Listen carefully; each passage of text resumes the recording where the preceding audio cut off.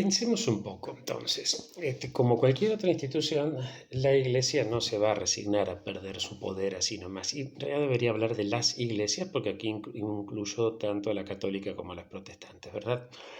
Eh, entonces decían, no se va a resignar a ceder su poder, pero tampoco puede ejercer su poder ni sobre las conductas socialmente relevantes, recordemos el ejemplo de los impresores de Lyon, ni sobre las instituciones. Recordemos el ejemplo de Enrique VIII. Podríamos dar muchos más, pero como te decía, la idea es en unos minutos nomás explicar esta cuestión tan compleja y tan difícil. Ahora bien,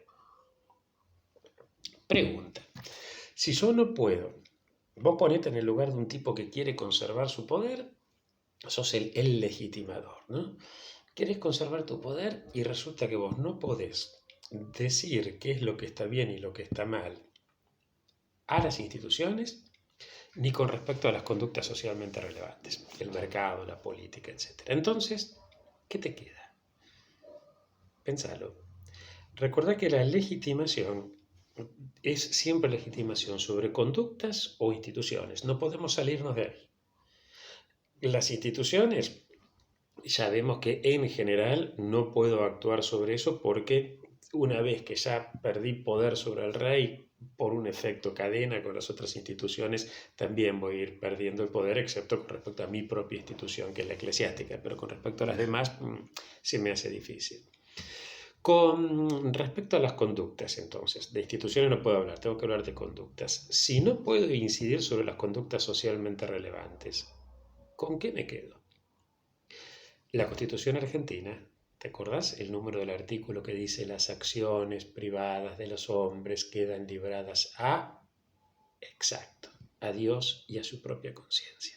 A Dios y a su propia conciencia. Es decir, en las acciones privadas es donde está la cosa. Ahí es donde la Iglesia va a empezar a insistir más con temas tales como que el sexo es pecado, en lugar de insistir como hacía el Evangelio, como hacía la Biblia en general, o como hacía buena parte de la Iglesia medieval, en que el problema era la justicia y el sexo, bueno, no era un tema, prácticamente no era una obsesión como se transformó después. Es fascinante trabajar este tema, no lo vamos a hacer acá porque nos lleva mucho tiempo, pero ver los distintos mecanismos, cómo se las arreglaron los legitimadores para decir que el sexo es pecado, con una fuerza tan grande que todavía hoy vos salís a la calle y le preguntás a alguien qué es lo primero que asocias con la palabra pecado, y vas a ver que hay muy pocos que te digan no pagar el sueldo que corresponde a mis trabajadores, evadir impuestos, mentirle a alguien. Muchos lo van a asociar con un culo y vos dirás, ¿qué tiene que ver el culo con el pecado? Bueno, viene por ahí la cosa. Bien, volvemos entonces a lo anterior. La cuestión es que entonces las iglesias se van a refugiar en las casas y el resto del sistema, el mercado, el palacio real, se va a manejar con otro criterio. Vamos a empezar a usar la palabra moral para referirnos a lo que está dentro de la casa y la palabra ética para referirnos a la afuera. Hoy esto lo tendríamos que replantear porque toda la ética va diciendo otra cosa, pero en ese momento es un poco el esquema que se va a dar. Vos fíjate qué diferencia va a haber entonces. Por ejemplo, imagínate que en el mercado el señor Juan pone un almacén y viene a verlo Pedro y Juan le vende 1 kilo de harina a Pedro y cuando Pedro llega a su casa se da cuenta que la harina está un poco húmeda. Entonces vuelve al almacén y Pedro le dice a Juan, mira Juan, lo que me diste está húmeda. Y Juan tiene la ética anterior a esta etapa, tiene la ética del honor, la ética de la honra. Entonces dice, estás afectando mi honor. ¿Cómo me vas a decir que la harina que yo vendo no es de primera calidad? Y saca una espada y lo desafía a Pedro a pelear.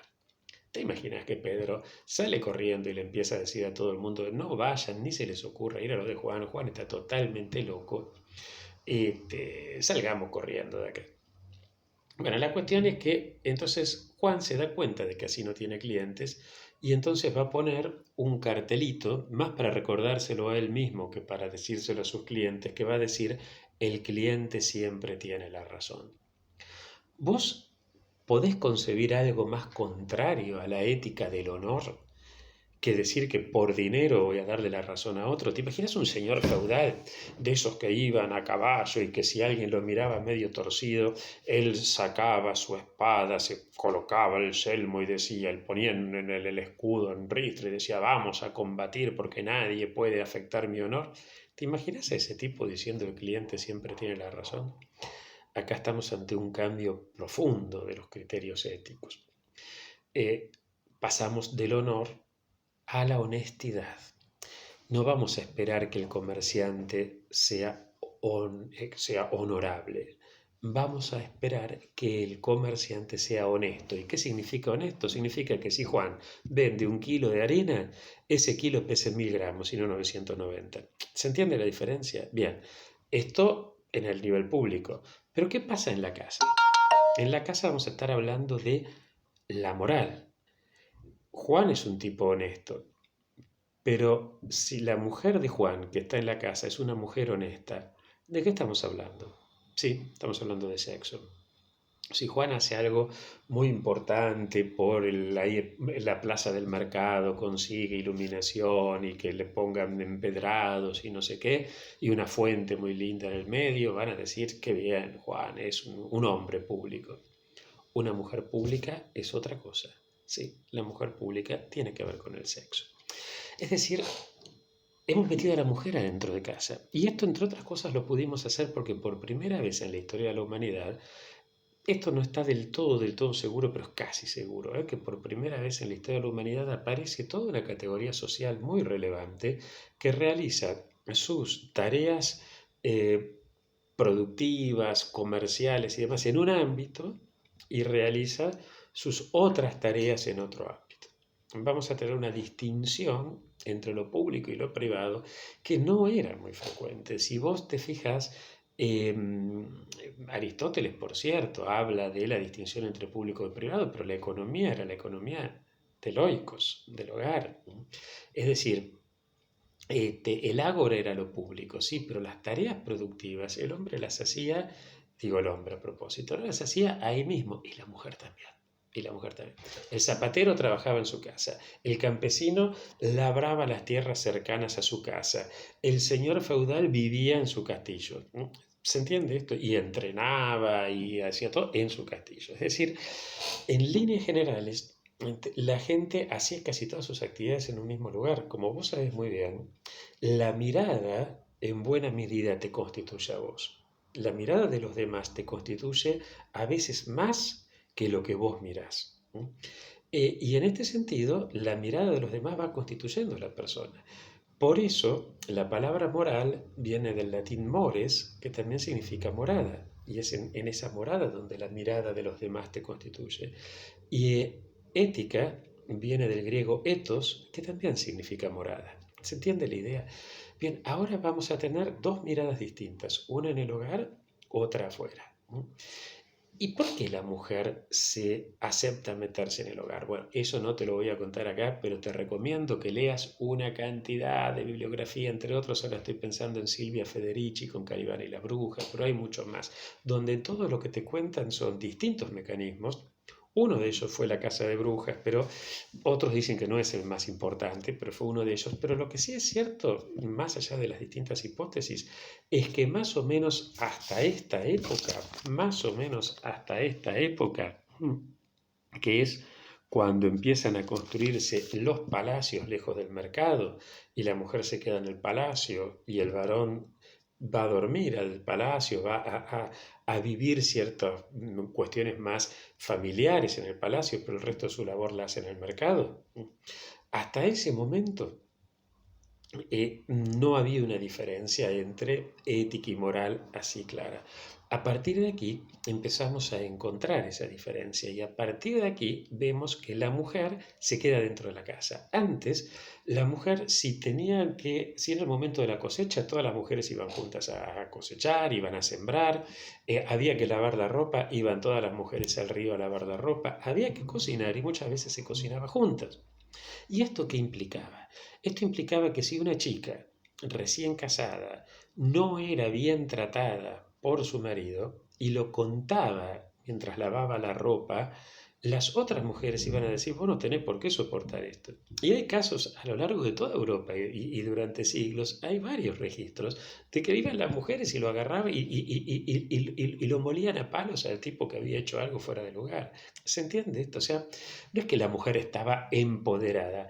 Había relaciones masculinas, relaciones femeninas, cada uno hacía lo suyo, no era lo mismo lo que hacía el varón que lo que hacía la mujer, pero sin mezclarse, sin confundirse, ambos estaban en un nivel de cierta paridad. A partir de fines del siglo XV, principios del XVI, esto desaparece.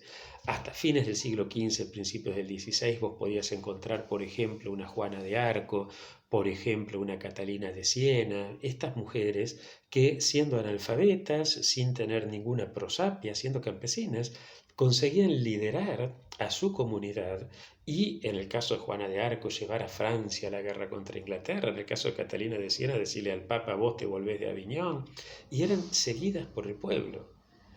Ya desde principios del siglo XVI no va a haber mujeres que sean seguidas por el pueblo, excepto que sean reinas, ¿no? Excepto que esto es toda una paradoja, porque ante la crisis de la estratificación estamental, sin embargo, es ahí cuando las mujeres, las pocas mujeres que acceden a lugares importantes, hasta más o menos 1973, va a ser justamente por cuestiones estamentales. Bien, ¿se entiende más o menos lo que va pasando con, por un lado, el falorratiocentrismo, por otro lado, la conquista del mundo material con la ciencia, por otro lado, la conquista del mundo material en el sentido del globo terráqueo, y por otro lado, el capitalismo, es decir, falorratiocentrismo, capitalismo racional moderno y colonialismo y colonización son, te repito, esas tres patas donde se asienta la estructura de dominación moderna. Luego vamos a meternos con lo que falta acá abajo, qué es lo que está pasando ahora. Chao.